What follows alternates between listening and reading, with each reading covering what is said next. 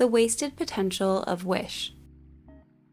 Like plenty of people, I grew up watching Disney's animated movies, and whether they were from the 1950s or the 1990s, many of their films continue to have a special place in my heart. While I wouldn't call myself a full-blown Disney adult, I've never been to the parks or amassed a collection of merchandise, I'd still consider myself a fan of their films, which makes the mediocrity of the company's more recent projects sting even more.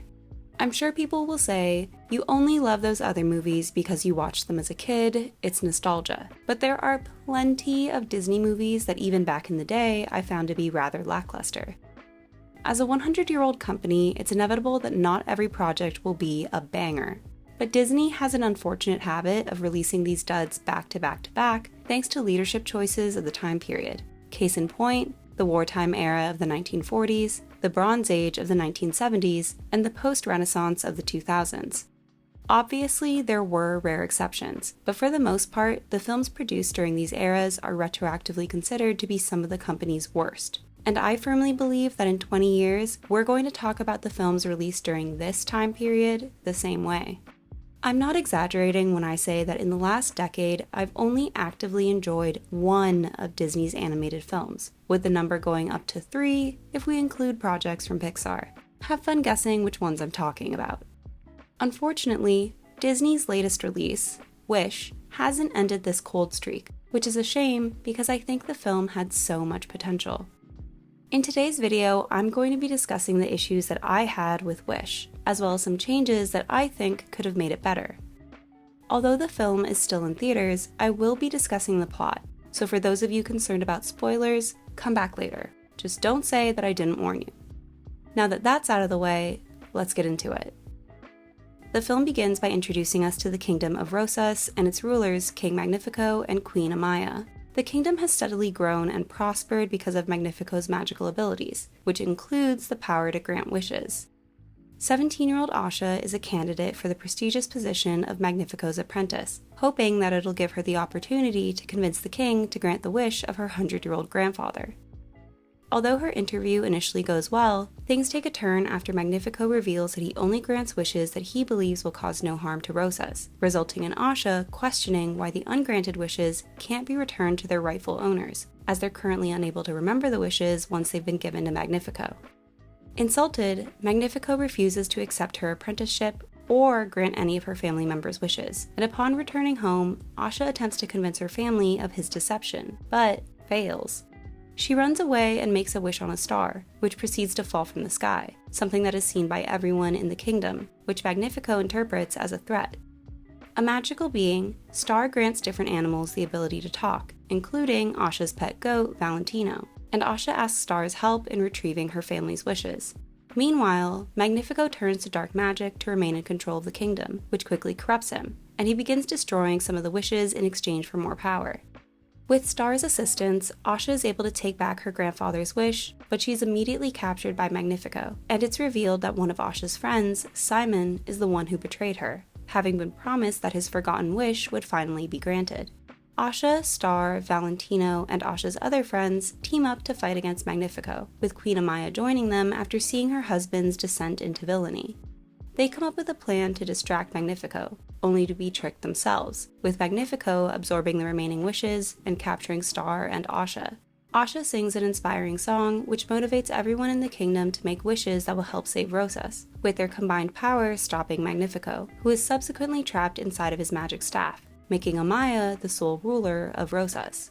The wishes are given back to their rightful owners, who decide to make them come true on their own, instead of relying on magic. At the very end, Star has to return to the sky, but not before giving Asha a magic wand so she can continue inspiring others. If you saw my video about Disney's Adorkable problem, then you know that I was still holding out hope that Asha would have a different personality type than their other modern heroines. But unfortunately, she's just more of the same. Like Anna, Moana, and Rapunzel, she's depicted as clumsy and socially inept, yet simultaneously competent and charming, which is an incredibly frustrating contradiction that makes her strangely unrelatable. Now, I'm not saying that she shouldn't be nervous about an important interview, but should she be unable to form a single sentence without going, "Bleh, sorry, I'm so awkward"? And why, for the love of God, is she constantly doing air kung fu? Whatever happened to having a female character who was actually able to be good at something? Are confidence, talent, and maturity such bad traits for women to have?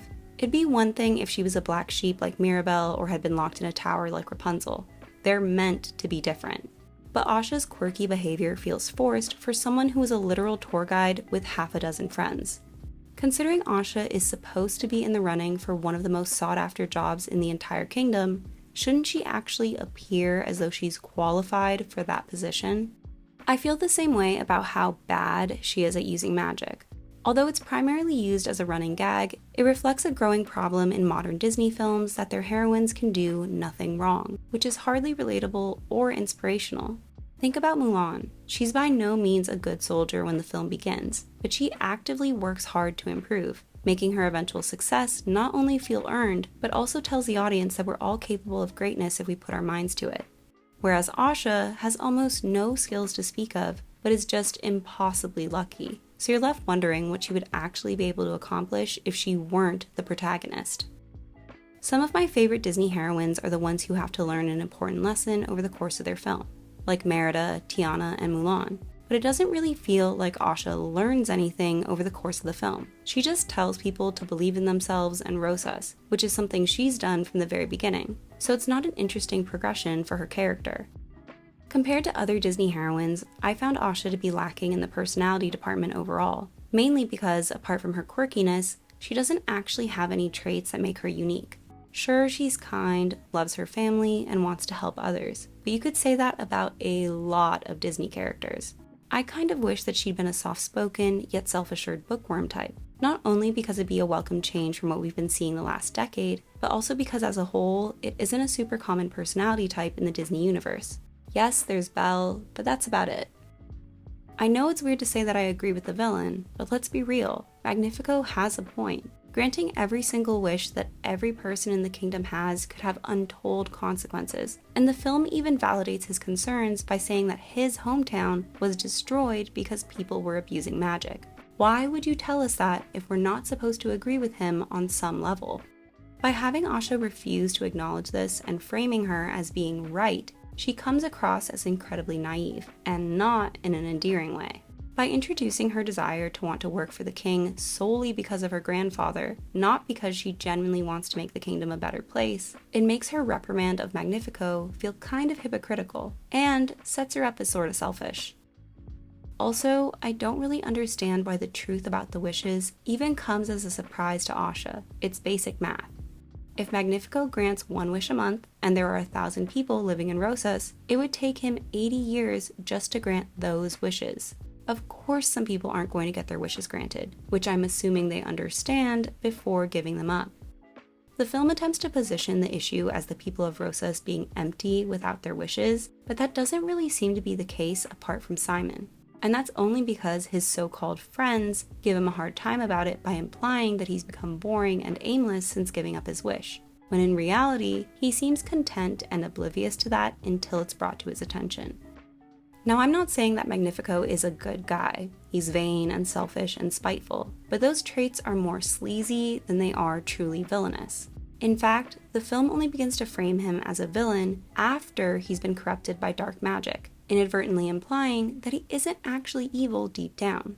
As a result, his eventual punishment feels pretty harsh, when simply becoming powerless and losing both his status and magic feels like a far more fitting end. The only instance where I think trapping him in the staff works is if they reverted back to one of their earlier concepts, which had both Amaya and Magnifico as villains, which would have been so much fun I can't even think about it too much or I'll get sad. Because they're madly in love with one another, I think it makes more sense for both of them to be equally corrupt, instead of having Amaya come across as holier than thou. Like, come on, you had no idea what he was up to this entire time. Girl, please.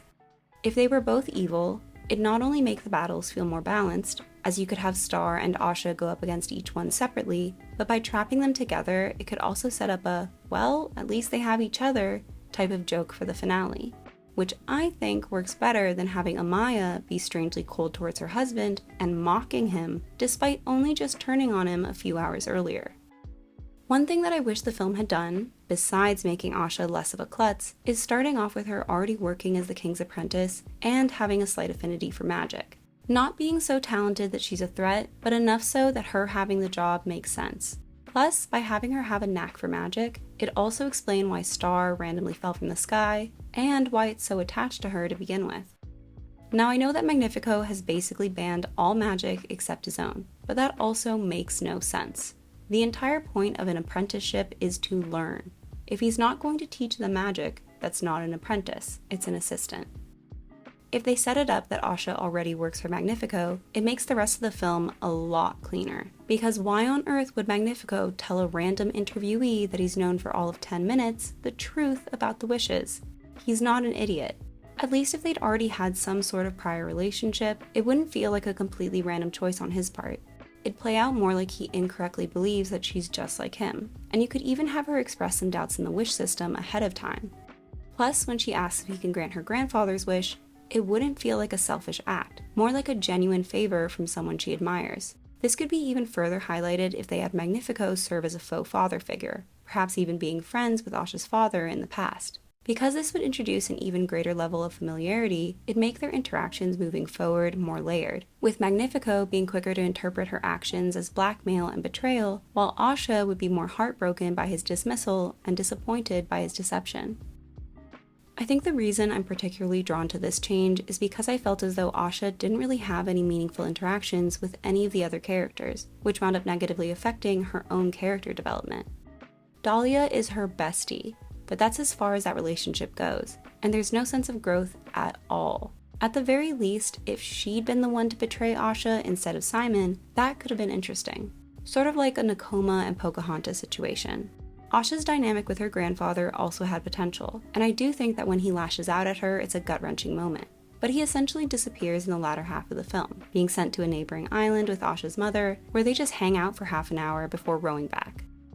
While both of these relationships could easily be expanded upon, I do think they're fine as is, as long as Asha is able to develop a more complex relationship with someone else.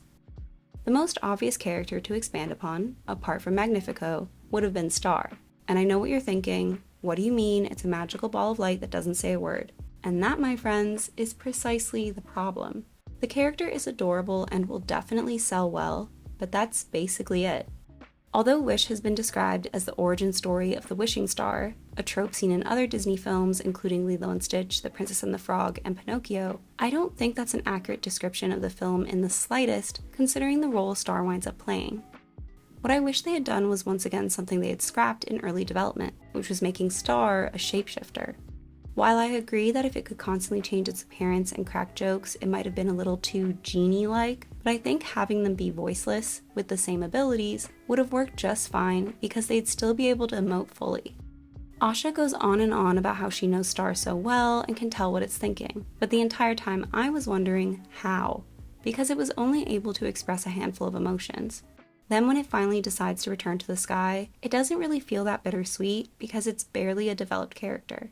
If it was able to transform into different animals and people, they'd not only be able to play around with fun character designs, but also do interesting callbacks to prior Disney films. Because not having Star turn into the Blue Fairy at least once, when she literally came down from the sky the exact same way, was a huge missed opportunity. I also think that if they'd focused on developing Star as a character, it would have allowed them to get rid of the film's biggest eyesore, Valentino. That damn goat is without a doubt my least favorite Disney character of all time. Not only because he was so annoying, but because he was so unnecessary to the story. Even Jolly from The Hunchback of Notre Dame, a fellow goat, is more of a captivating character than Valentino is, and he can't even talk. It was painfully obvious that Valentino was intended to serve as comic relief, but all of his jokes aren't even funny. They're so repetitive and childish that they can essentially be boiled down to 1, wow, my voice is so low, 2, haha, look at my butt, and 3, I don't know anything, I was born 3 weeks ago. While all of these jokes are low-hanging fruit, the latter infuriates me the most because they aren't even consistent about it. At one point, the character is so dumb that he can't count, and then 30 minutes later, he's requesting the creation of a utopian metropolis for animals. Sure, Hey Hey isn't bringing a lot to the table, but at least he's a dumb chicken the entire time. When you have a voiceless animal sidekick, there's obviously going to be limitations with what they can add to the story, but once they become sentient, you'd better give them a purpose. Just look at Mushu, Iago, Timon, or Pumbaa. Even though their main purpose is to serve as comic relief, they also impact the story and interact with the characters in meaningful ways. Whereas I'd bet if you edited Valentino out of the story, it wouldn't matter one bit. The appearances, names, and personalities of Asha's human friends take notes from Disney's first feature-length animated film, Snow White and the Seven Dwarfs, which I thought was a really cute concept, but failed in execution. Like the original dwarves, they thrive in a group environment where you can see their differing personalities play off of each other, but unlike their predecessors, they aren't able to stand out as individuals, something I attribute to the film having way too many supporting characters overall. The only exceptions are Dahlia, who's given a leadership role, Simon, who is the only one with any development, and Gobbo, who gets the silver medal for most insufferable character in the movie. Although he's inspired by Grumpy, he lacks any of that character's charm, in large part because he doesn't have any growth. In the case of Snow White and the Seven Dwarfs, Grumpy acts coldly towards Snow White because she was a stranger that he believed would harm him and his family, whereas Gobbo acts like an asshole towards Asha completely unprompted. And we're supposed to believe that they're friends?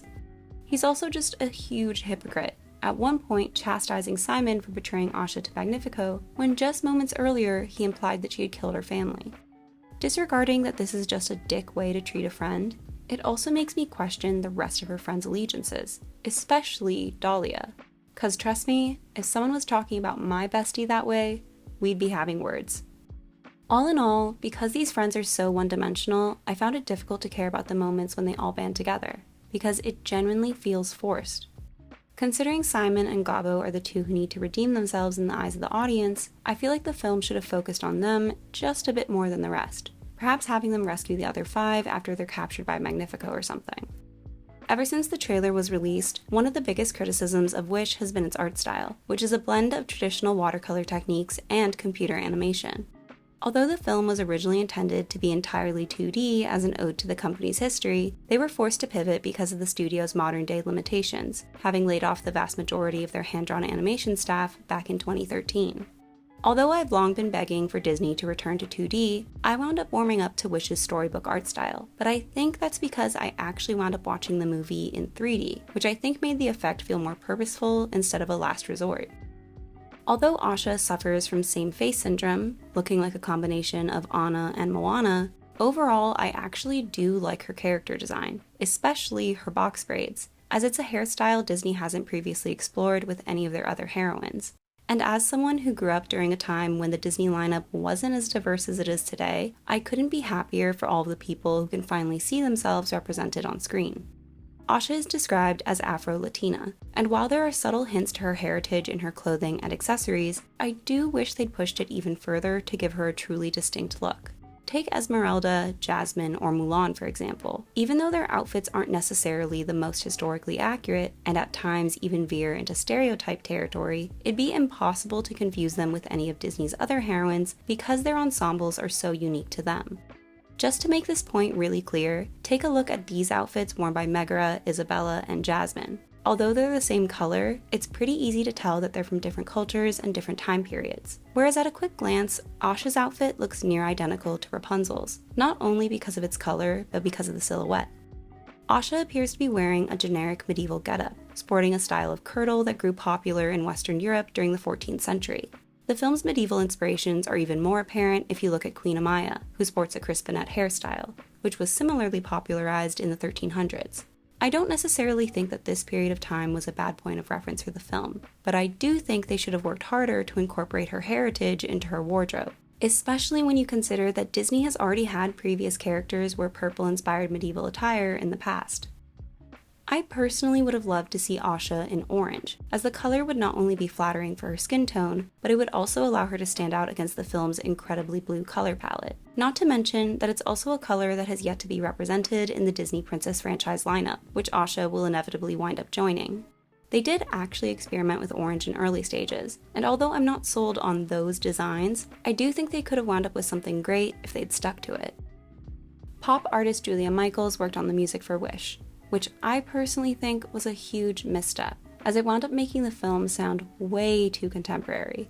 Having previously written songs for Selena Gomez, Britney Spears, and Nick Jonas, in addition to her own music, Michael seemed to be attempting to replicate Disney's recent hits like We Don't Talk About Bruno, a song that I admittedly cannot stand. This Is the Thanks I Get is probably the song from Wish that gets the most flack, and for good reason, but I'm a Star and Knowing What I Know Now are just as egregious in my opinion. Besides these songs having a bizarrely modern, Lin-Manuel Miranda-esque feel to them, I also find the lyrics themselves to be incredibly one-note, oftentimes reiterating the same point over and over again, or even worse, just repeating what has already been stated in the dialogue. My favorite song in the film is probably At All Costs, although I will admit, it kind of feels like a love song, which is pretty strange considering which characters are singing it. But you know what? I'll take what I can get. Whenever I post a negative review, I always get comments saying that I'm just being a hater, and I don't expect things to be different today.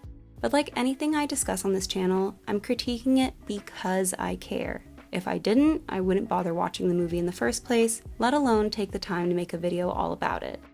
If you feel passionate enough about a movie to blindly defend it from any and all criticism, then you should understand that there are also people passionate enough about it to want it to be better. I understand that filmmaking is an incredibly arduous process, and I'm not diminishing the hard work of any of the creatives involved in making it. However, I do feel as though this film, like others before it, was negatively impacted by the studio's heavy-handed involvement. It seems as though they had a genuinely interesting and unique film at the beginning, but at some point between then and now, they were told to make something else. And it's a shame because I truly think that Wish had the potential to be great. What did you think of Wish? I hope you enjoyed this video. Don't forget to like and subscribe, and I'll see you soon. Bye!